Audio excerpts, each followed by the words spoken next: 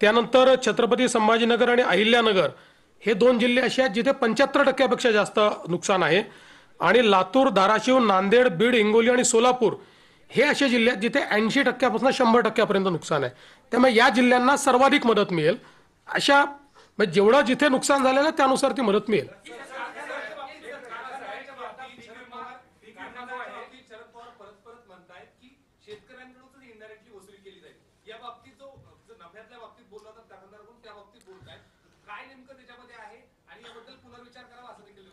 पहिली गोष्ट तर 5 रुपयाचा विचार केला, कारखान्यांनी 5 रुपयाच्या हिशोबाने दिले, एकूण किती पैसे मिळतात?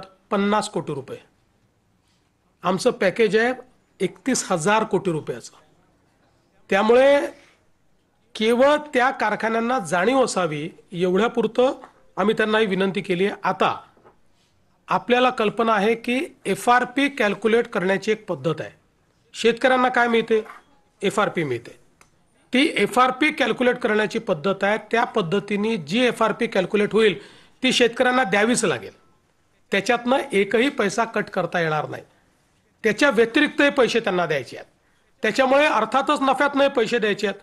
आज जर राज्य सरकार त्या ठिकाणी या सगळ्या कारखान्यांना अडचणीत आले तर कर्ज देतं, बिनव्याजी कर्ज देतं, कर्जामध्ये सूट देतं, इथेनॉल करता पैसे देतं, कोजेन करता पैसे देतं, कोजेनमध्ये शॉर्टफॉल आला तर त्याला पैसे देतं, त्यांची मार्जिन आली तर त्याला पैसे देतं। अशा परिस्थितीमध्ये शेतकऱ्यांवर त्या ठिकाणी अशा प्रकारचं काही समजा एखादं संकट आलं तर त्याच्यात मदत करायला हरकत काय? आणि साधारणपणे 200 कारखाने आपल्याकडे गाळप हंगामात असतात, कारखाने जास्त आहेत। याचा हिशोब लावला तर 25 लाख रुपये देखील एखाद्या कारखान्याला येत नाही। पण मी त्याच्या पलीकडे जाऊन सांगतो, अनेक कारखाने असे आहेत की जे आम्हाला 1-1 कोटी रुपये देतात स्वतःहून समोरून येऊन। त्यांना ती सामाजिक जाणीव आहे। कोणी 75 लाख देत आहे, कोणी 1 कोटी देत आहे। त्यामुळे कुठेही शेतकऱ्यांवर याचा बोजा नाही। कारखान्यांनाही सामाजिक बांधिलकी समजली पाहिजे, एवढंच याच्या पाठीमागचं आमचं म्हणणं आहे।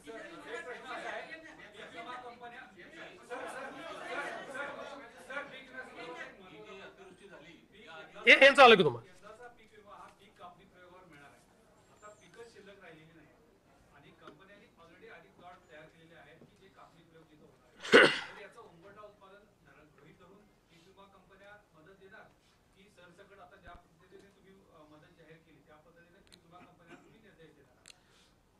पीक कापणी प्रयोगाचा अर्थ असा आहे की नेमकं पीक किती उरलेलं आहे ह्याचा अंदाज बांधला जातो।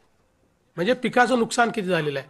जिथे पीकच नाही, जिथे पूर्ण नुकसान झालेलं आहे त्या ठिकाणी पूर्ण नुकसानच पकडावं लागेल। तिथे पीक कापणी प्रयोगाचे काही विषय राहणार नाही, फक्त जाऊन त्या ठिकाणी त्यांना ते व्हॅलिडेट करावं लागेल। टाइम बाउंडच आहे ते, त्याचीच कारवाई आता चाललेली आहे। त्यामुळे 100% टाइम बाउंड आहे आणि त्या संदर्भात त्यांना जी काही मदत लागेल ती आम्ही करायला तयार आहोत।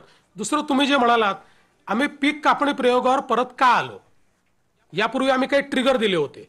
काही लोक म्हणतात ट्रिगर का काढले? आमचा 2 वर्षाचा अनुभव असा राहिला की या ट्रिगरमुळे पहिले 25% तर शेतकऱ्यांना तात्काळ मिळाले, पण नंतरचे 75% ट्रिगरमध्ये बसलेच नाहीत।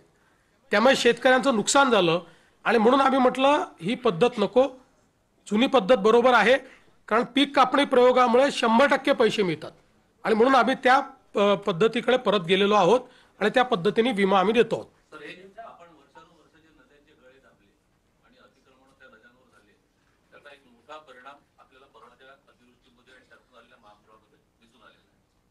सरकार आता हे कॉम्पेन्सेशन देताना दीर्घकालीन उपाययोजना काय विचार करते? कारण की जे गळे दाबले गेले, अतिक्रमण झाले, त्यातून हे सगळे प्रश्न मोठ्या प्रमाणात निर्माण झाले। नाही, तुमचं म्हणणं अतिशय योग्य आहे। केवळ नद्याच नाही, नाले जे आहेत ते अधिक महत्त्वाचे आहेत। नाल्यांवरच्या अतिक्रमणामुळे आज विशेषतः मोठ्या प्रमाणात पाणी जमा होणं, शहरांमध्ये पाणी शिरणं, हे जे नुकसान होणं आहे ते नाल्यांच्या, कारण ते नॅचरल फ्लोचे सगळे त्या वाहिन्या आहेत आणि म्हणून निश्चितपणे या संदर्भात एक दीर्घकालीन उपाययोजना आपण करण्याचा विचार करतो। केंद्राचा प्रस्ताव हा एक मोठं फॉर्मॅट असतं, त्या फॉर्मॅटमध्ये तो तयार करावा लागतो. आपण आपलं कंपन्सेशन जेव्हा घोषित करतो त्यावेळेस आपण अनेक वेळा नजर आणेवारीवर देखील तो करू शकतो, त्याला काही अडचण नसते. पण केंद्राकडे पूर्ण फॅक्ट अँड फिगर्ससहित जावं लागतं. त्यामुळे त्या संदर्भातली कारवाई आमची चाललेली आहे. प्रस्ताव केंद्राला एकदाच पाठवता येतो, तो परत रिवाईज नाही करता येत. म्हणून थोडा उशीर झाला तरी सगळ्या फॅक्ट्स अँड फिगर्स सहित आपलं योग्य कम्पेन्सेशन मागता आलं पाहिजे, त्या दृष्टीने आम्ही तो तयार करतो आहोत. त्याची एक प्रोसेस आहे, तो गेल्यानंतर त्यांची टीम येते. त्यामुळे पण जसं मी यापूर्वी देखील सांगितलं की त्याकरता आम्ही थांबणार नाही आहोत, कारण ते रिएम्बर्समेंट आहे. त्यामुळे आम्ही खर्च केला म्हणजे आता केंद्र देणार नाही असं नाही आहे. आम्ही खर्च केला तर ते पैसे केंद्र रिप्लेस करून देतं. जसं आताही NDRF मध्ये आपल्याला 3-4 हजार कोटी रुपये ॲडव्हान्समध्ये दिले होते, ते आता आपल्याला खर्च करता येतात याच्यामध्ये. म्हणजे त्याच्यात ते ॲडव्हान्समध्ये आपल्याला वर्षाच्या सुरुवातीलाच मिळतात. तसं याच्यामध्ये केंद्राच्या प्रस्तावाकरता ते अडणार काही नाही. आम्ही पैसे खर्च करू, केंद्राची सगळी प्रक्रिया आम्ही पूर्ण करू, त्यातनं जास्तीत जास्त कम्पेन्सेशन मिळवायचा प्रयत्न करू.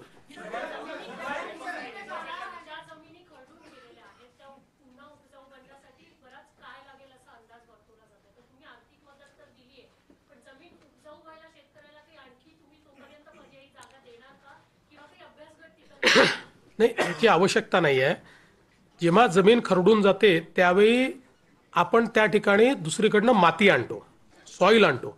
आणि जसं आता सोलापूरमध्ये प्रयोग सुरू केला, सर्वाधिक बाधित सोलापूर आहे. तर या ठिकाणी जो धरणांमध्ये गाळ वाहून आलेला आहे, हा गाळच उपसा करून तो शेतकऱ्याच्या शेतीमध्ये नेऊन टाकायचा. त्याकरता उपस्याला पैसे लागतात, त्याकरता ट्रान्सपोर्टला पैसे लागतात, ते सगळे लेबरचे पैसे लागतात, ते आम्ही उपलब्ध करून देतोय. आणि हा जो गाळ आहे हा इतका उपजाऊ असतो, म्हणजे अनेक वेळा अशा प्रकारचं आपण मागच्या काळामध्ये गाळमुक्त धरण, गाळयुक्त शिवार योजना केली. तर जेव्हा अशा प्रकारचा गाळ आणून आपण शेतीमध्ये टाकतो त्यावेळी आपल्याला जे वेगवेगळी खतं त्या ठिकाणी किंवा रासायनिक खतं यूज करावी लागतात, त्याचा उपयोग अगदी मिनिमम होतो आणि कदाचित पहिल्या वर्षी तो करावाही लागत नाही, म्हणजे कमीत कमी करावा लागतो. त्यामुळे ही अतिशय उपजाऊ अशा प्रकारची ती जमीन त्या ठिकाणी तयार होते. म्हणून वेगाने हे काम करता यावं म्हणूनच 2 भाग केलेले आहेत. याच्यातला जवळपास 47,000 रुपये कॅश कम्पन्सेशन आहे आणि 3 लाख रुपये नरेगातले.